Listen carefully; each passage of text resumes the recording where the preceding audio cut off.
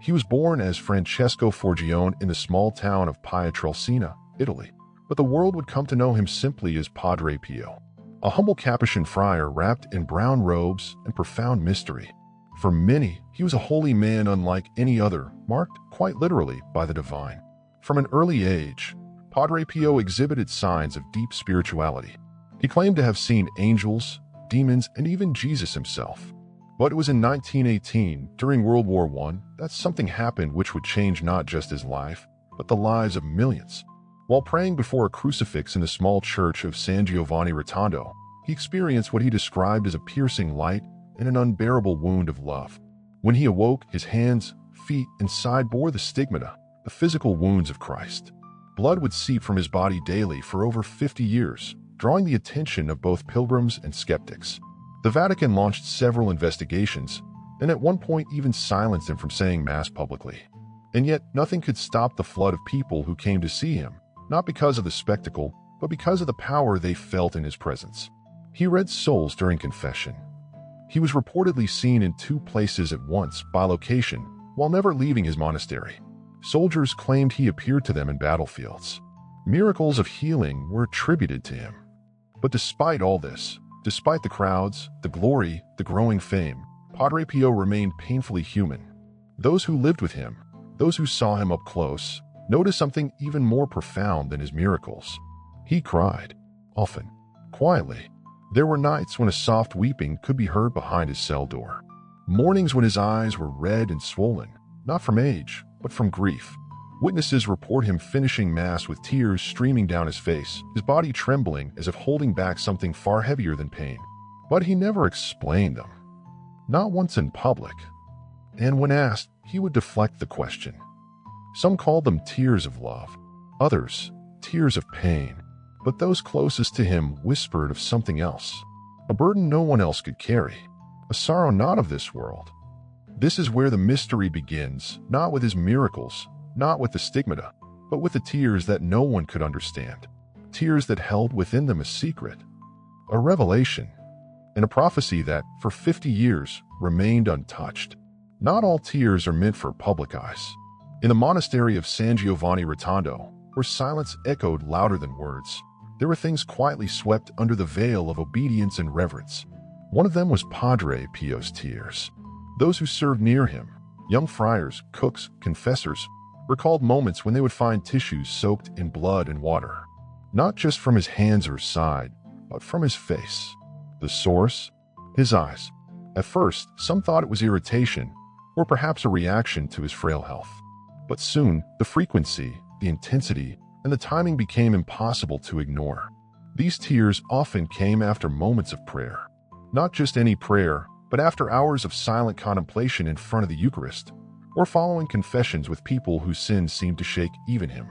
Witnesses would later claim that Padre Pio bore not only his own sufferings, but carried the spiritual weight of those who came to him. But what truly unsettled the friars was how deliberate the silence was.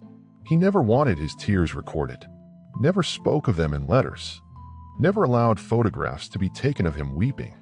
There are no papal declarations about his cries. Not even in the hundreds of pages of Vatican archives about his stigmata and bilocation is there more than a passing mention of his mysterious, sorrowful weeping. So why was it hidden? One friar, who later left the order and broke his silence in the 1990s, said something chilling in an interview. It wasn't that he didn't want the world to see him cry. It was that the Church didn't want the world to ask why. Because the answer would shake the faith of even the strongest believers. According to this former insider, Padre Pio once whispered during a particularly violent episode of sobbing, "They will see. Not now, but they will see. What I carry is not of this world. What I've seen is not meant for human eyes."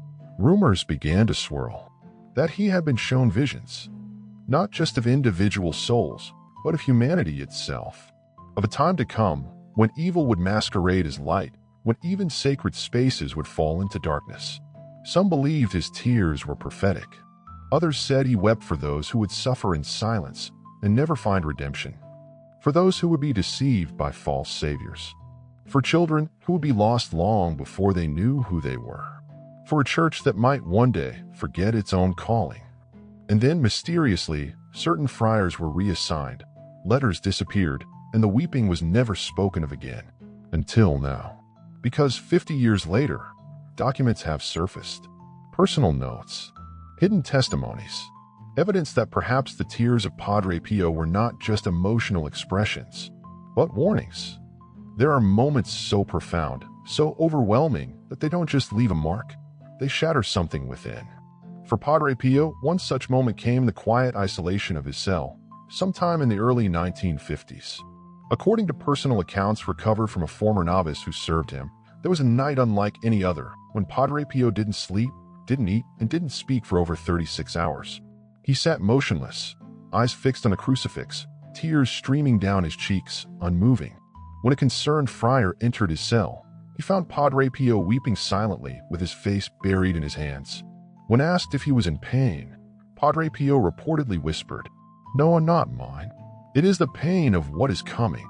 Years later, a handwritten note, never meant for public eyes, surfaced in the possession of a Vatican archivist. It described a vision Padre Pio allegedly experienced, a vision so intense, so spiritually violent, that it left him physically weak for days. In this vision, he claimed to see the church, his beloved church, in flames. Not a literal fire, but a spiritual collapse.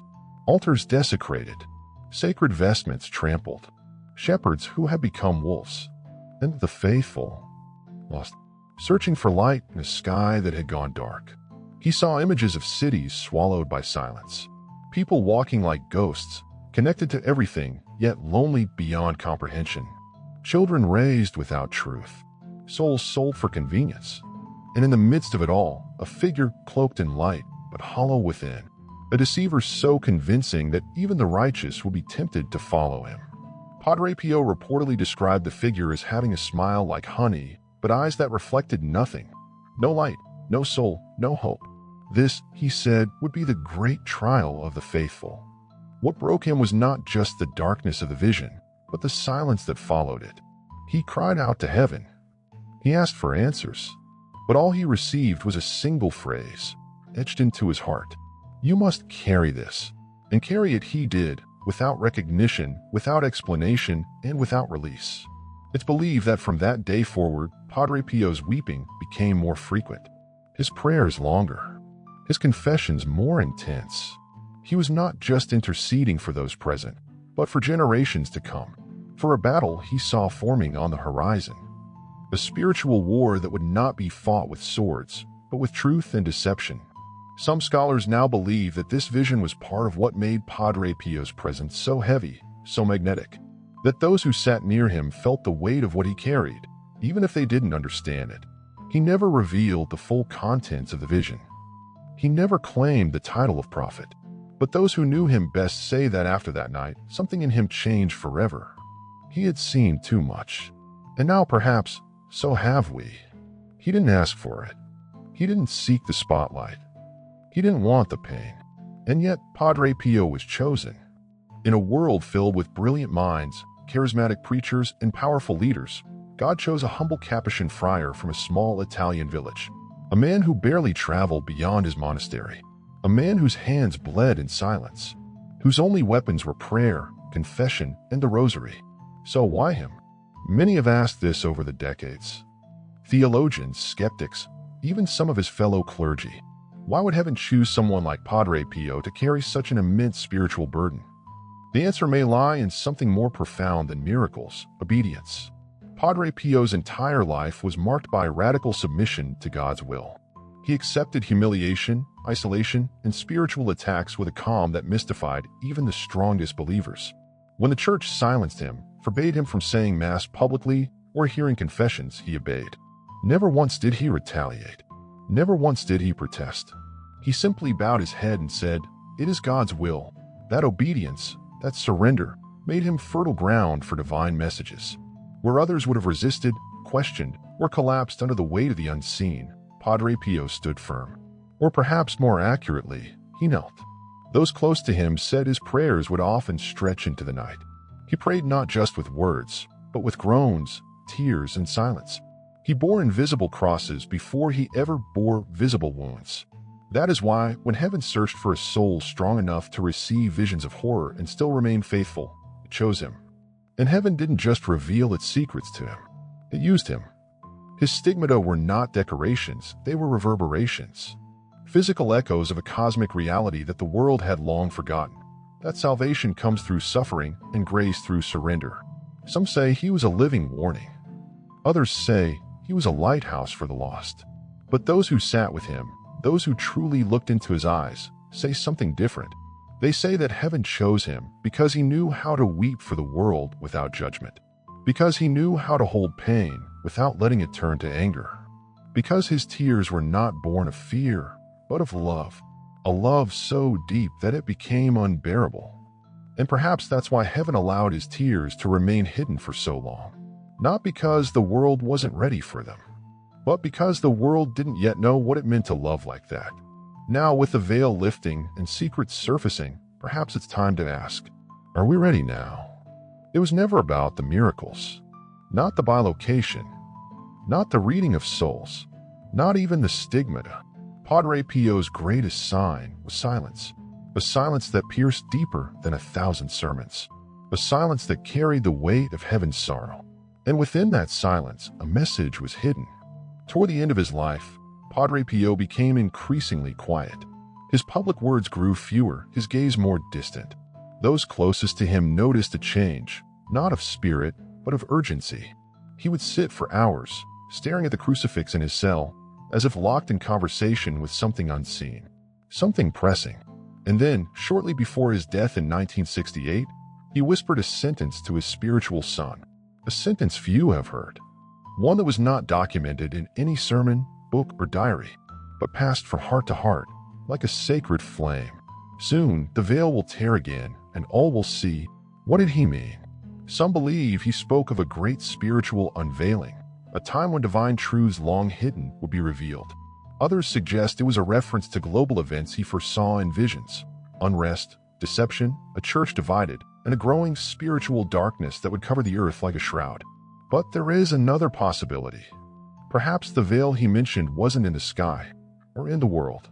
Perhaps it was the veil over our hearts, a veil of pride, of distraction, of comfort.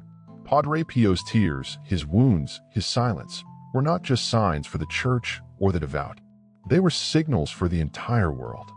A warning wrapped in tenderness, a prophecy veiled in pain. He lived not just as a mystic, but as a mirror reflecting what we refuse to see in ourselves. And the final sign he left behind wasn't a relic. It wasn't the glove stained with blood or the cloth soaked in tears. It was the call to return. Return to faith, to prayer, to repentance, to the quiet love of God that still waits in the confessional, still bleeds on every altar, still weeps for every lost soul. If his tears were hidden for 50 years, maybe it's because we needed 50 years to finally begin to listen, to finally understand what they meant. So now you've heard the mystery. You've felt the weight of the silence. You've glimpsed the tears. And the question remains, what will you do with it? Now breathe, because what comes next is not another story. It's your response. You've walked through the mystery. You've stepped into Padre Pio's world, where heaven bleeds, where silence speaks, and where every tear holds a message. But now the story leaves him and reaches you. If you felt something stir inside you today, a memory, a wound, a hope long buried, don't ignore it. That stirring might be the very reason you were meant to hear this. Maybe it's time to go back to prayer, back to confession, back to God. Because Padre Pio's tears weren't for his own pain. They were for ours, for the souls still wandering, for the hearts that no longer know how to cry, for a world losing its way, one distraction at a time. So here's your invitation. Pause the noise, return to silence, and listen. He's still speaking, not with words, but with wounds, not with thunder, but with tears. Folded hands if this message touched you. Help it reach more souls. Like this video, share it with someone you love, and subscribe for more truths hidden in the folds of faith. You are part of this mission now, a mission to awaken hearts, to carry the same fire Padre Pio held behind his weeping eyes. The veil has been lifted. The truth is in your hands, and the next chapter is the one you choose to live. God bless you. And never forget, Padre Pio didn't just suffer for the Church. He suffered for you.